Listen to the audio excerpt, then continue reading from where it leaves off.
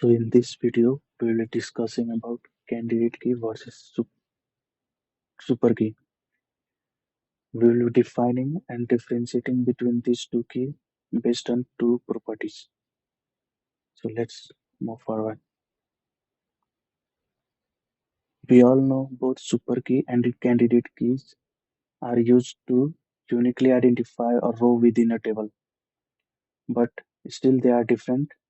We will find out how they are different in this video. The two properties we will discuss here are uniqueness and irreducibility. These two properties are sufficient to define and differentiate between candidate key and super key. Let's see how. We will understand these two properties based on an example. Let us consider a table where there are four attributes: employee ID, name, department, and salary.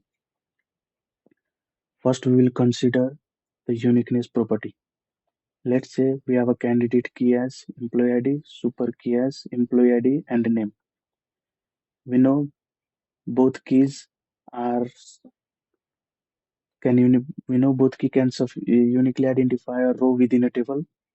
So both keys are properly satisfying a uniqueness property.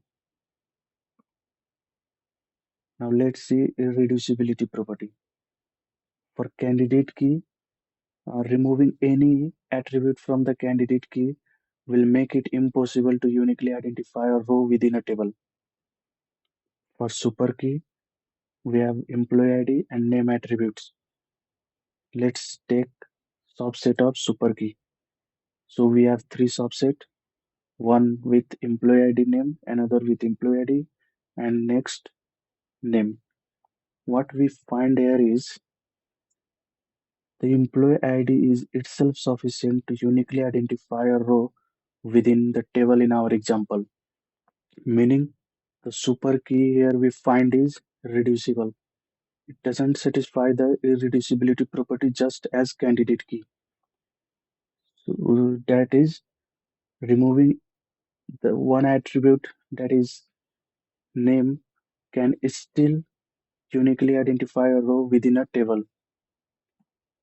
So in short, what we see is both candidate key and super key satisfy the uniqueness property, but it is candidate key that only satisfy the irreducibility property and not the super key. Also, super key can contain non-essential attributes just like a name attribute in our example, but candidate key doesn't. Thank you. Please do consider subscribing.